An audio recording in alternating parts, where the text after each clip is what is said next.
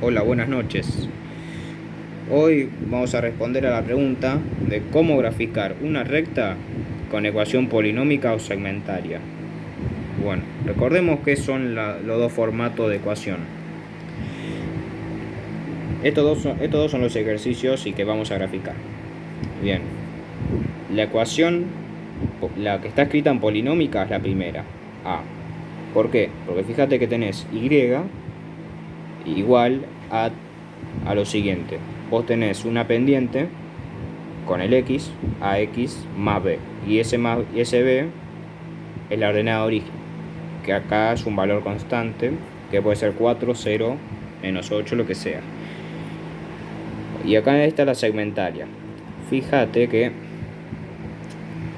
todo está igualado a 1. Y acá tanto el x como el y tienen un denominador. Ese denominador representa al punto, a la coordenada donde se corta al eje respectivo. Es decir, en el eje X, la coordenada donde va a intersectar la recta va a ser menos 1, 0. Es decir, podemos decir que es esta, por acá. Entonces, y la otra, y2, y sobre 2, es decir, justo acá. Bien, empecemos. Primero, la primera. La primera recta. ¿Qué hacemos? Para cualquier función podríamos aplicar tabla de valores, que es esto. Metemos los valores y nos dan otros valores.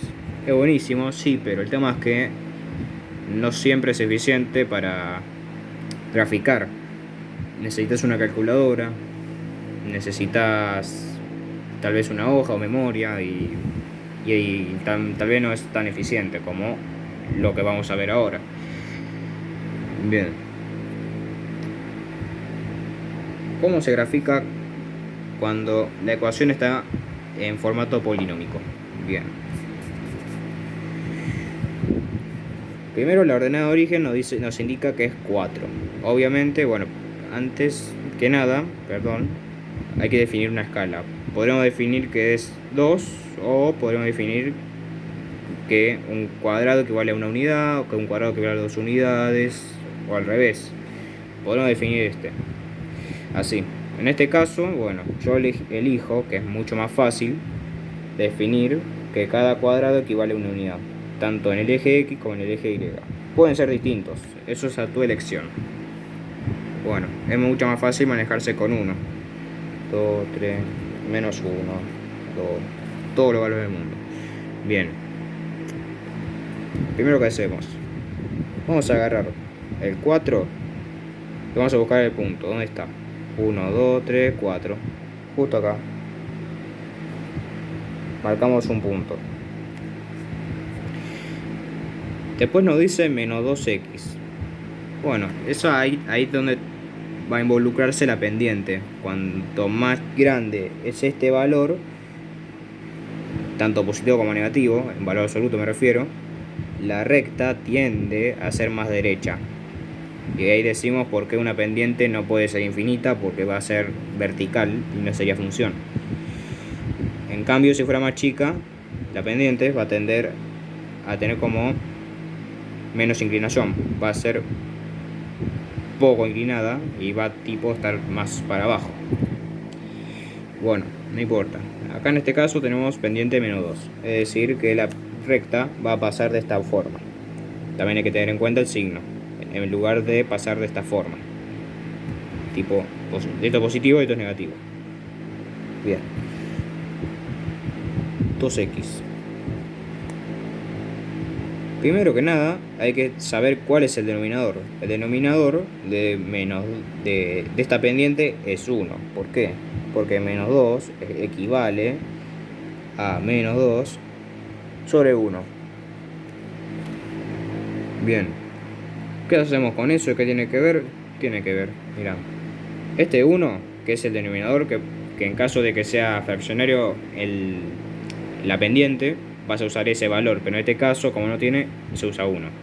Bien, no dice 1. Entonces voy a marcar una unidad hacia la derecha, siempre hacia la derecha, más o menos por acá.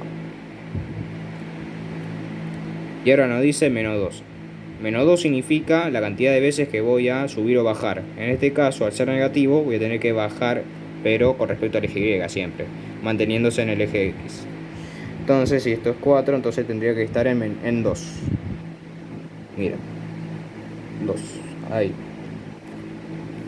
Bueno, no tomemos en cuenta este punto.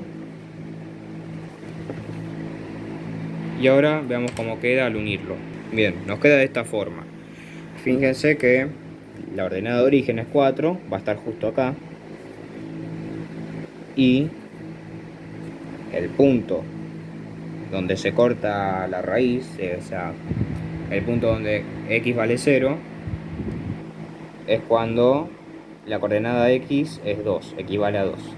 Significa que menos 2 por 2, es decir, menos 4 más 4 da 0. Por lo tanto, analíticamente coincide esta gráfica. Bien, entonces así no queda la recta, basta con unir los dos puntos. Ahora veamos la segmentaria. Bueno, en el caso de la segmentaria es mucho más fácil. ¿Por qué? Recordemos que estos dos números, que son divisores, denominadores, representan la coordenada de su respectivo eje, donde la recta corta. Entonces, ¿qué significa en español? Veamos.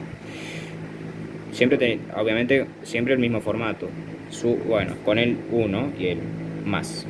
Y no tener ningún coeficiente acá, todo abajo. Esas son las condiciones para que sea segmentaria de verdad. Bien. Entonces, marcamos en el eje X, es decir, todo esto.